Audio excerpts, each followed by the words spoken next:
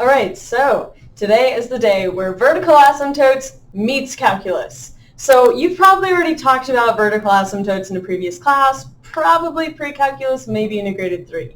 And essentially, vertical asymptote is going to be that kind of imaginary line that your function never crosses. And there's a very specific reason for that, and the reason is because in an equation like this, you can't divide anything by the number 0.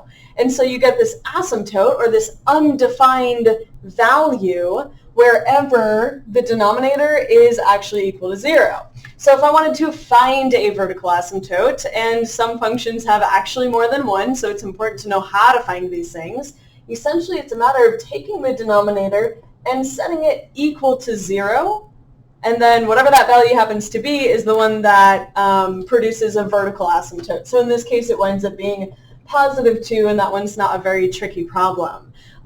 So let's go ahead and take a look at what this thing actually appears to be when graphed. So I have Desmos open, and I've already typed in the function here. So if I turn on that graph, here's what it looks like. Oh yeah, we've seen this kind of a parent function in integrated 3 before, so not super brand new. I would like to really convince myself that when x equals 2, I have an asymptote. So check it out. If I just type in x equals 2, I do actually observe that this blue line defines the asymptote of this function.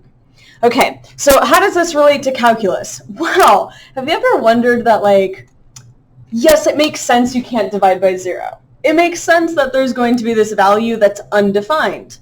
But why does the function shoot off to infinity on either side of this asymptote? Why does the function behave that way? So we're going to explore this behavior using limits. And the first thing we'll do is build a table of values on Desmos, just to kind of quickly see what's going on. So if you direct your attention here to Desmos, I'll show you how to insert a table. And now I'm going to get real up and close with this function, okay? So x equals 2 is where the asymptote is, and I want to get values really close to the number 2 and figure out why is it going up to infinity, why is it growing so fast. So I'm going to start at 1.9. That's really close to 2. Next one, 1.99, 1.999, 1.9999, and then 2.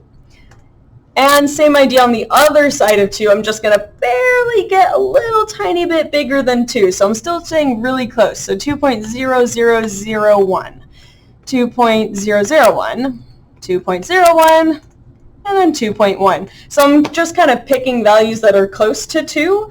And then I'm going to see what the function values are. So if I want to know y values, let's erase this guy. And I'm going to say f of x sub 1. So it looks like this. All right, now check it out. Desmos really beautifully fills in these function values for me. And so I see exactly what's happening on the graph. The closer that I get to 2, the larger the values get on the left-hand side. So on my graph, that's really over here. So I'm following this down to infinity, down, down, down, down, down, and it gets very, very large in the negative direction. On the other side of 2, so if I start slightly larger than 2, take a look at where that is. That winds up being really, really, really large in the positive direction, so I'm approaching positive infinity. So the table of values is meaningful, but it doesn't really answer my question, why is this happening? So in order to answer, why I'm getting these super big values, it's actually going to help to go back to the function itself and plug these things in by hand. So let's start with 1.9. Let's find f of 1.9. That's going to look like 3 times 1.9 plus 1 over 1.9 minus 2. Okay, so in the numerator, this is really close, 3 times 2 almost, right? It is really, really close.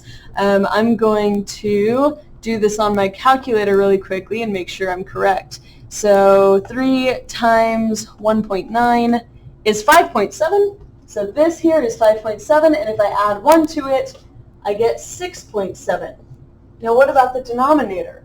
1.9 minus 2 is negative 0.1. So I've got a somewhat larger number. It's a whole number close to 7, and I'm dividing it by a very small number like 0.1. And division, remember to think of that as like how many 0.1s can I fit inside of 6.7, and it winds up being quite a lot. So let's do 6.7 divided by 0.1. It's 67. So what if I change this to 1.99? Let's start adding more 9s here. So this changes to 9 right there.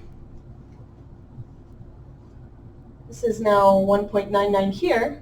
And let's start calculating. So I'll do 3 times 1.99, and I get 5.97, and then add 1 to that, I get 6.97.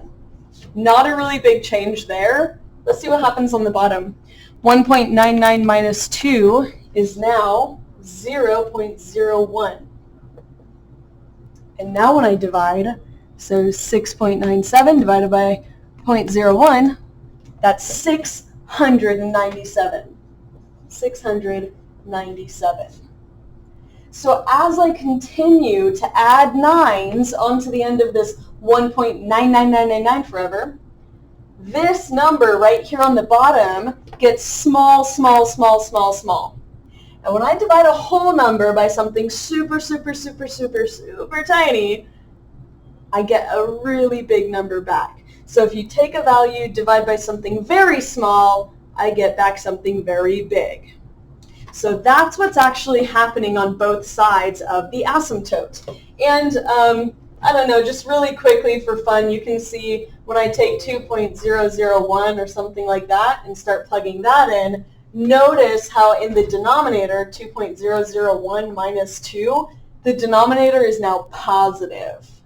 And so that's why on the right-hand side, you grow up to positive infinity rather than negative infinity.